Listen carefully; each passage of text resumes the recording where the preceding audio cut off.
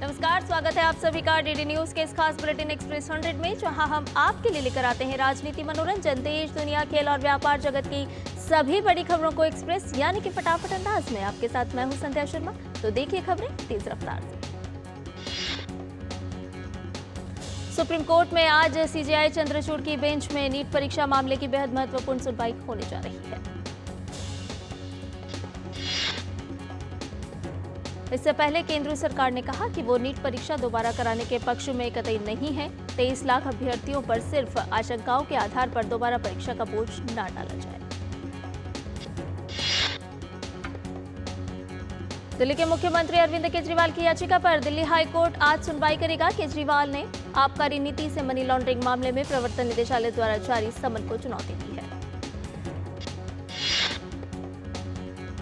वहीं इससे पहले कल दिल्ली हाई कोर्ट ने मामले में अरविंद केजरीवाल की जमानत रद्द करने की याचिका पर सुनवाई टाल दी।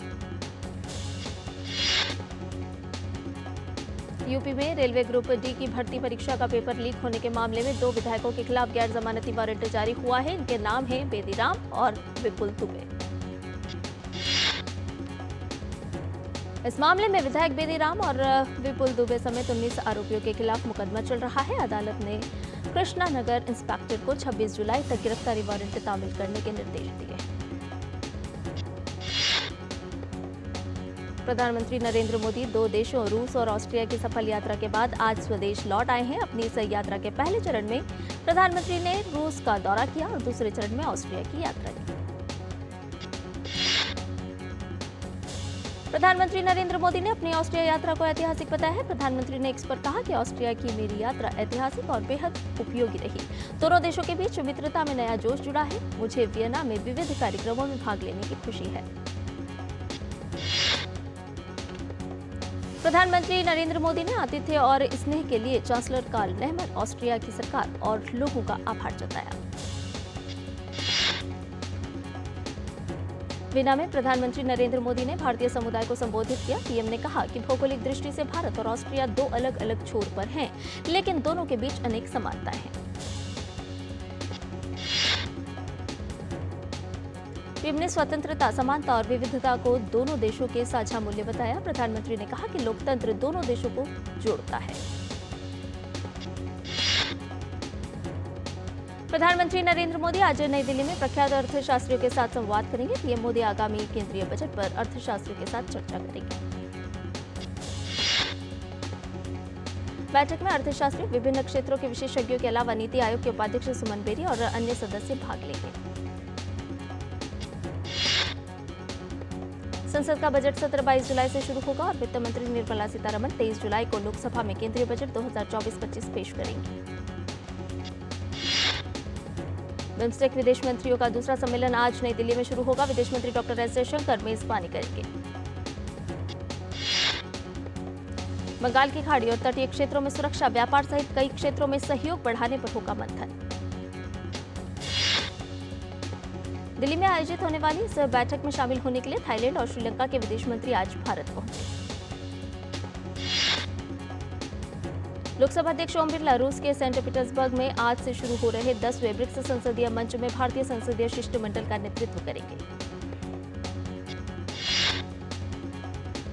लोकसभा अध्यक्ष ब्रिक्स संसदीय आयाम के अंतर्गत अंतर संसदीय सहयोग को मजबूत करने की संभावनाओं सहित अन्य मुद्दों पर संसद की भूमिका पर अपने विचार साझा करेंगे। उपराष्ट्रपति जगदीप धनखड़ आज महाराष्ट्र में मुंबई के 2 दिवसीय दौरे पर जाएंगे। उपराष्ट्रपति जगदीप धनखड़ महाराष्ट्र विधानसभा के दोनों सदनों को संबोधित करेंगे। अपनी यात्रा के दूसरे दिन उपराष्ट्रपति मुंबई में Narsee Monjee institute of management studies के संकाय और छात्रों को संबोधित करेंगे। आज वर्ल्ड पॉपुलेशन डे यानी कि विश्व जनसंख्या दिवस है। बढ़ती आबादी से जुड़े समस्याओं के प्रति लोगों को जागरूक करने के उद्देश्य से ये दिन मनाया जाता है। आज विश्व जनसंख्या दिवस के अवसर पर केंद्रीय स्वास्थ्य मंत्री जगत प्रकाश नड्डा आज दिल्ली स्थित निर्माण भवन में एक कार्यक्रम की अध्यक्षता करेंगे। जम्मू क्षेत्र के विभिन्न जिलों में सेना की 37 क्विक रिएक्शन टीम किसी भी आतंकी हमले का तुरंत जवाब देने के लिए तैनात की गई है। डोडा और कठुआ के वन क्षेत्रों में आतंकियों की तलाश आज तड़के फिर शुरू हुई। डोडा के घड़ी भगवा वन क्षेत्र में चप्पे चप्पे पर सेना और पुलिस के अधिकारी सर्च ऑपरेशन में जुटे हुए हैं। रिपोर्ट से पता चला है कि कठुआ हमले में गढ़वाल रेजिमेंट के बहादुर सैनिकों ने घायल होने के बावजूद आतंकियों की साजिश को विफल कर दिया और शहीद हुए जवानों के हथियार छीनने में आतंकी नाकाम रहे। दिल्ली में बिजली के दामों में बढ़ोतरी होने जा रही है। बिजली के मूल्य में हुई बढ़ोतरी बीते मई के महीने से जोड़ी जाएगी। कई लोगों को बिजली के बिल पहले से बढ़े हुए मिल रहे हैं।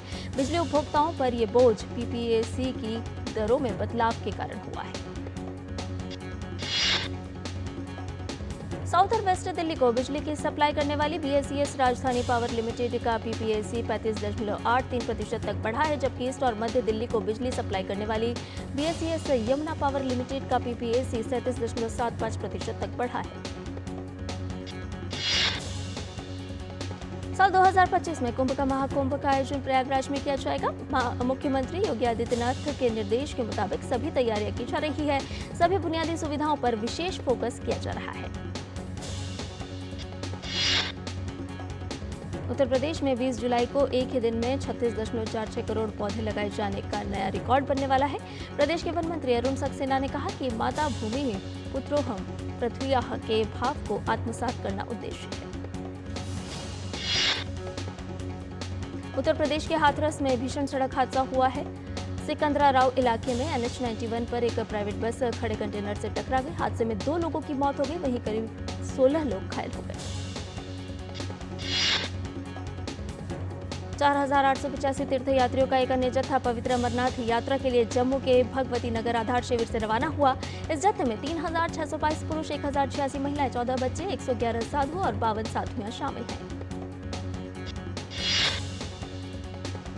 वहीं हर साल की तरह इस बार भी कांवड़ यात्रा की तैयारी जोर शोर से चल रही है। उत्तराखंड के डीजीपी ने बताया कि 22 जुलाई से 2 अगस्त तक आयोजन कांवड़ मेला होगा। हरिद्वार के मेला क्षेत्रों में करीब 7,000 पुलिसकर्मी तैनात किए जाएंगे। राष्ट्रीय स्वयंसेवक संघ के अखिल भारतीय प्रांत प्रचारक की 3 दिवसीय बैठक 12 जुलाई से रांची में होगी।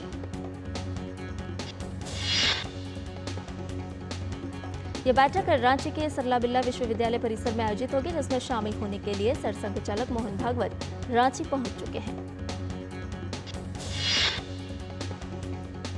जम्मू कश्मीर पुलिस ने बुधवार को उधमपुर जिले के ऊंचे इलाकों में एक सुरक्षा चौकी पर आतंकी हमले का दावा करने वाली तमाम रिपोर्ट का खंडन किया है। जम्मू कश्मीर पुलिस ने कहा है कि ड्यूटी पर तैनात एक संतरी ने कुछ संदिग्ध गतिविधियां देखने पर एहतियात के तौर पर गोलीबारी की। राजधानी दिल्ली में आज सुबह कई इलाकों में बारिश हुई। बारिश की वजह से आसमान में सफेद धुंध भी छाई रही। मौसम विभाग ने कोकण और गोवा, महाराष्ट्र के मध्य भाग और तटीय कर्नाटक में रविवार तक भारी बारिश होने की संभावना जताई है। गुजरात में भी अगले 3 दिनों तक भारी बारिश होने की संभावना है। हिमाचल प्रदेश, उत्तर प्रदेश, जम्मू कश्मीर, लद्दाख, गिलगित बाल्टिस्तान, मुजफ्फराबाद और पूर्वी राजस्थान में अगले 5 दिनों तक हल्की से मध्यम बारिश होने की संभावना है।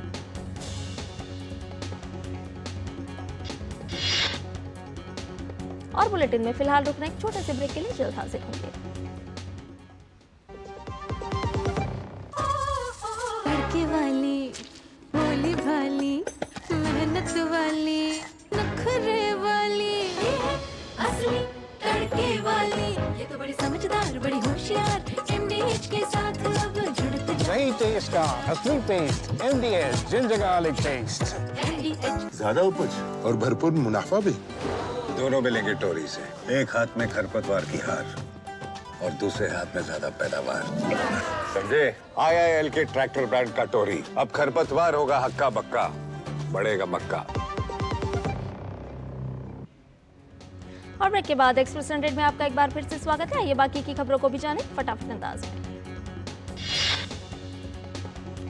असम में बाढ़ की स्थिति में कुछ सुधार हुआ है। बाढ़ से प्रभावित लोगों की संख्या में कमी दर्ज की गई है। 27 जिलों के 86 राजस्व मंडलों के अंतर्गत 2500 से अधिक गांव बाढ़ की चपेट में है। असम में कुछ प्रमुख इलाकों में ब्रह्मपुत्र और 3 अन्य नदियां बुरही दिहिंग, दिसांग, कुशियारा खतरे के निशान से ऊपर बह रही हैं। जोशीमठ के समीप चट्टान टूटने से बद्रीनाथ राष्ट्रीय राजमार्ग बीते 2 दिनों से अवरुद्ध है। सुरक्षा की दृष्टि से यात्रियों के चमोली, पीपलकोटी, जोशीमठ और बद्रीनाथ में सुरक्षित स्थानों पर रोका गया है। वहीं बिहार और नेपाल में भारी बारिश के कारण राज्य के नदियों का जलस्तर लगातार बढ़ता जा रहा है। नेपाल की तरफ कोसी में साल 2004 के बाद सबसे ज्यादा पानी छोड़ा गया। साथ ही राज्य सरकार ने एनडीआरएफ की 5 टीम को रवाना किया है। इसमें 2 टीम गोपालगंज, 1 टीम मोतिहारी और 1 टीम सुपौल रवाना की गई है। मौसम विभाग ने राज्य के कई जिलों में बारिश को लेकर ऑरेंज अलर्ट जारी किया है। जिन जिलों के ऑरेंज अलर्ट जारी किया गया है उनमें ज्यादातर पहले से बाढ़ग्रस्त हैं।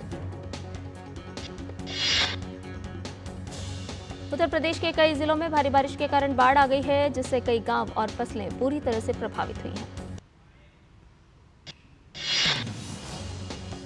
उत्तर प्रदेश के पीलीभीत में वायुसेना के एयरलिफ्ट ऑपरेशन के माध्यम से बाढ़ में फंसे लोगों को सुरक्षित स्थान पर पहुंचाया गया है। उत्तर प्रदेश चंदौली में आकाशीय बिजली गिरने के कारण 6 लोगों की मृत्यु हो गई और 12 लोग घायल हो गए। सप्ताह के चौथे कारोबारी दिन आज बढ़त के साथ खुले भारतीय शेयर बाजार। कल कारोबार के आखिर में हरे निशान के साथ बंद हुए थे सेंसेक्स और निफ्टी। खाद्य और पेय पदार्थों पर भारत जीसीसी क्रेता विक्रेता बैठक का चौथा संस्करण आज दुबई में शुरू हुआ, जिसमें भारत और खाड़ी सहयोग परिषद देशों के खाद्य और पेय उद्योग के प्रमुख उद्योगपति शामिल हो रहे हैं। इस वर्ष बैठक में 36 भारतीय कंपनी और जीसीसी देशों के 170 क्रेता भाग ले रहे हैं। भारत और यूएई के बीच पिछले साल द्विपक्षीय व्यापार $85 बिलियन से अधिक का हुआ है। सीआईएल ने बीएचईएल के साथ साझेदारी में एक नई कंपनी बीसीजीसीएल की स्थापना की है। इसका मकसद कोल इंडिया की कोयला खदानों से 6.5 लाख टन से ज्यादा अमोनिया नाइट्रेट का उत्पादन करना है। कोल इंडिया लिमिटेड ने कोयले से गैस बनाने की योजना को मूर्त रूप दे दिया है। इस परियोजना की लागत करीब 11,782 करोड़ रुपए होने का अनुमान है। टाटा मोटर्स और महिंद्रा एंड महिंद्रा ने अपने एसयूवी की कीमतों में कटौती की है। एसयूवी की बिक्री बढ़ाने के लिए टाटा मोटर्स ने अपने प्रमुख एसयूवी हैरियर और सफारी की शुरुआती कीमतों में बदलाव किया है। महिंद्रा एंड महिंद्रा ने कहा है कि मूल्य में कटौती से अधिक लोगों को इनका अनुभव लेने का अवसर मिलेगा। ग्लेनमार्क फार्मा अपनी सहायक इकाई ग्लेनमार्क लाइफ साइंसेज लिमिटेड में 7.84% हिस्सेदारी बेचेगी। यह बिक्री 96,09,571 इक्विटी शेयरों से जुड़ी होगी। केंद्रीय मंत्री जितिन प्रसाद ने टॉय सीईओ मीट के दूसरे संस्करण में खिलौना उद्योग को भारतीय कारीगरों की मदद करने और खिलौनों के माध्यम से रचनात्मकता और कल्पनाशीलता को बढ़ावा देने के लिए प्रोत्साहित किया। कार्यक्रम में वॉलमार्ट, अमेजन, आईएमसी टॉयज आदि सहित प्रमुख वैश्विक खिलाड़ियों और Sunlord apparels manufacturing company, Playgo toys India private limited आदि समूह घरेलू खिलौना उद्योग के सदस्यों ने भाग लिया। पेट्रोलियम और प्राकृतिक गैस मंत्री हरदीप सिंह पुरी ने कहा कि सार्वजनिक क्षेत्र की पेट्रोलियम कंपनियां फर्जी उपभोक्ताओं को हटाने के लिए रसोई गैस ग्राहक का आधार के जरिए कर रही है ई-केवाईसी वेरिफिकेशन। हरदीप सिंह पुरी ने कहा कि आधार की मदद से ई-केवाईसी की प्रक्रिया उन फर्जी ग्राहकों को अलग करने के लिए की जाएगी जिनके नाम पर बुक कराई गई रसोई गैस का इस्तेमाल कमर्शियल प्रतिष्ठानों में किया जाता है। भारत में डाइवर्सिटी हायरिंग में सालाना आधार पर जून में 33% की बढ़त देखने को मिली। इसमें फाइनेंस सर्विसेज और इंश्योरेंस और आईटी सॉफ्टवेयर सर्विसेज सेक्टर सबसे आगे रहे। टैलेंट प्लेटफॉर्म फाउंडर की रिपोर्ट में बताया गया है कि जून 2024 में कुल भर्तियों में सालाना आधार पर 12% की बढ़त दर्ज की गई है। वहीं मासिक आधार पर यह बढ़त 2% थी। गेहूं और आटे की बढ़ रही कीमतों पर अंकुश लगाने के लिए केंद्र सरकार थोक ग्राहकों को गेहूं बेचने की योजना बना रही है। अगले महीने से आटा मिलर्स और बिस्किट निर्माताओं को गेहूं बेचा जाएगा। सरकार ने भारतीय खाद्य निगम को अपने भंडार से 23,250 रुपए प्रति टन पर गेहूं बेचने की मंजूरी दी है, जो मौजूदा खुले बाजार की कीमतों से करीब 12% कम है। दूरसंचार के क्षेत्र में आत्मनिर्भर बन रहा है भारत। PLI योजना के दम पर 3 वर्षों में 3,400 करोड़ का निवेश हुआ है। वहीं इस क्षेत्र में देश के उपकरणों की बिक्री 50,000 करोड़ के पार पहुंच चुकी है। दूरसंचार उपकरण और मोबाइल दोनों को मिलाकर 2023-24 में 1.49 लाख करोड़ रुपए के उत्पादों का निर्यात किया गया। इस अवधि में आयात 1.53 लाख करोड़ रुपए से अधिक का रहा। एयर इंडिया और विस्तारा के विलय से दोनों एयरलाइंस के करीब 600 कर्मचारियों पर असर पड़ने की है आशंका। हालांकि उन्हें टाटा समूह और एयर इंडिया समूह के भीतर अन्य इकाइयों में रोजगार देने की कोशिशें की जाएंगी। कॉर्पोरेट मामलों के मंत्रालय ने महत्वपूर्ण लाभकारी मालिक नियमों के उल्लंघन के लिए स्टार्टअप हैरॉक्स और 2 व्यक्तियों पर 9 लाख रुपए का जुर्माना लगाया है। अग्रणी मोबाइल फोन निर्माता मोटोरोला ने भारत में एक और सस्ता अति स्मार्टफोन मोटो G85 पेश किया। इस फोन की शुरुआती कीमत 16,999 रुपए है। 16 जुलाई से इसकी बिक्री शुरू होगी। ब्रिटेन के नवनिर्वाचित प्रधानमंत्री कीर स्टारमर ने व्हाइट हाउस में राष्ट्रपति जो बाइडेन से मुलाकात की। कीर स्टारमर ने मुलाकात के दौरान कहा कि ब्रिटेन और अमेरिका के बीच विशेष संबंध पहले से कहीं अधिक मजबूत हैं। जो बाइडेन ने ट्रांस अटलांटिक नाटो गठबंधन को मजबूत करने के लिए दोनों देशों के आपसी सहयोग को जारी रखने की प्रतिबद्धता भी जताई। नाटो महासचिव जेंस स्टोल्टेनबर्ग ने एक प्रेस कॉन्फ्रेंस के दौरान कहा कि 32 सहयोगियों ने सामूहिक रूप से चीन को रूस के युद्ध के निर्णायक समर्थक के रूप में पहचाना है। स्टोल्टेनबर्ग ने यूक्रेन को अपने रैंक में शामिल करने के लिए नाटो की प्रतिबद्धता की भी पुष्टि की। उन्होंने कहा, यह नाटो सहयोगियों का एक कड़ा संदेश है कि हम वास्तव में चाहते हैं कि यूक्रेन इसमें शामिल हो। अमेरिकी राष्ट्रपति जो बाइडेन ने नाटो के देशों से अपना औद्योगिक आधार मजबूत करने की अपील की। उन्होंने कहा कि रूस अब रक्षा उत्पादन को लेकर काफी तेजी से आगे बढ़ रहा है। ब्रिटेन के नवनियुक्त प्रधानमंत्री कीर स्टारमर ने यूक्रेन के राष्ट्रपति व्लादिमीर ज़ेलेंस्की से मुलाकात की। कीर स्टारमर ने कहा कि लेबर सरकार के सत्ता में आने से यूक्रेन के प्रति ब्रिटेन की स्थिति में कोई बदलाव नहीं आएगा। कीर स्टारमर ने यूक्रेन को आर्थिक मदद देने की प्रतिबद्धता भी जताई। आम चुनाव में बड़ी जीत के बाद कीर स्टारमर का नाटो के नेताओं ने गर्मजोशी से स्वागत किया। इस्राएली सेना ने बताया कि गजा के शेजाइया जिले में 2 सप्ताह का उनका ऑपरेशन पूरा हो गया है। उनका कहना है कि उन्होंने 8 आतंकवादी सुरंगों को नष्ट कर दिया जिनमें हथियार और संचार उपकरण रखे थे। इजरायली सेना ने सभी फिलिस्तीनियों को गजा शहर से बाहर निकालने का आदेश दिया। इसके लिए इजरायलियों ने शहर के ऊपर पर्चे गिराए। इन पर शहर छोड़ने का संदेश लिखा है।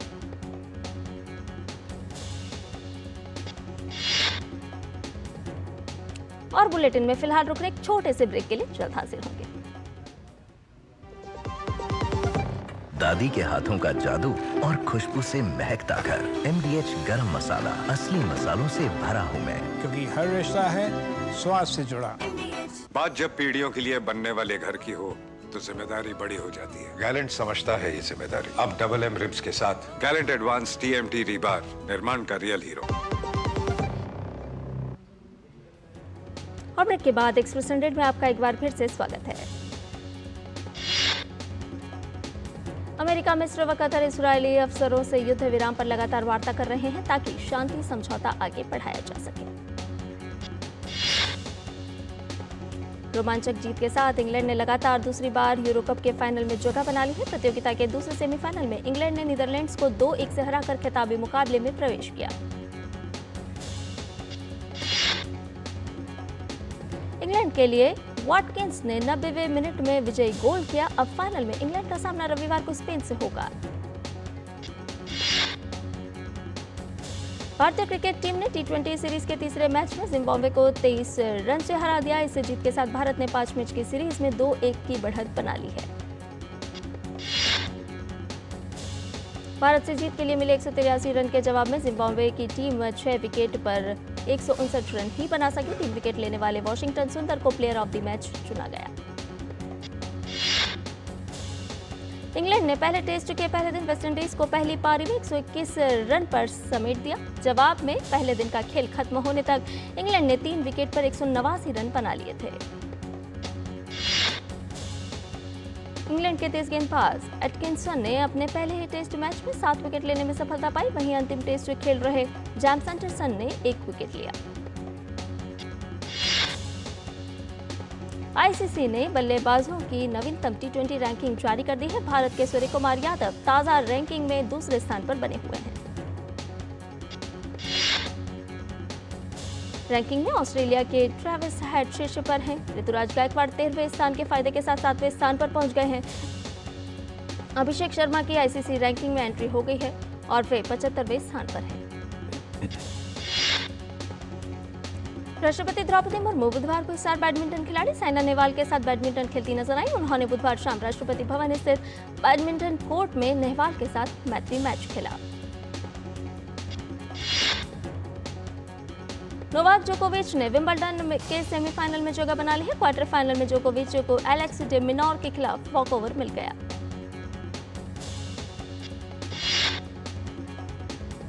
महिला एकल वर्ग में चौथी वरीयता प्राप्त एलेना रायबाकिना ने सेमीफाइनल में जगह बना ली है। क्वार्टर फाइनल में रायबाकिना ने यूक्रेन की एलिना स्वित्सोलिना को 6-3, 6-2 से मात दी।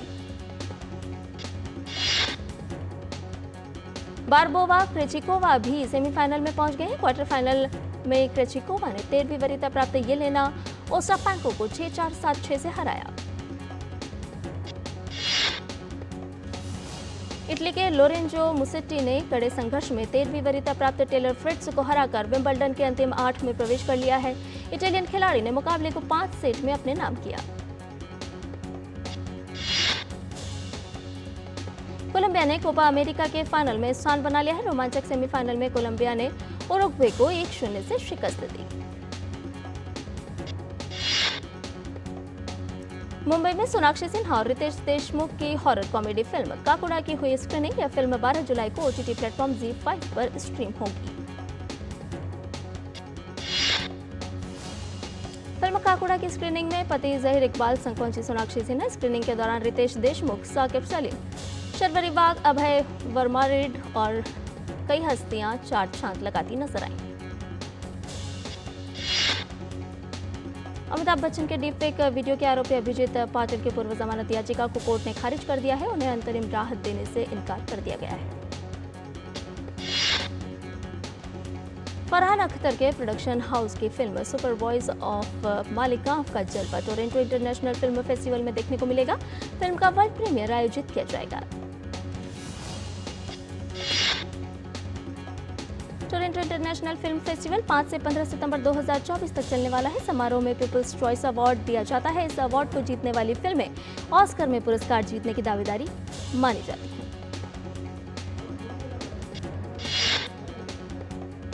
और एक्सप्रेस न्यूज में फिलहाल इतना ही। हमें दीजिए इजाजत, लेकिन डीडी न्यूज पर खबरों का सिलसिला लगातार जारी है। नमस्कार।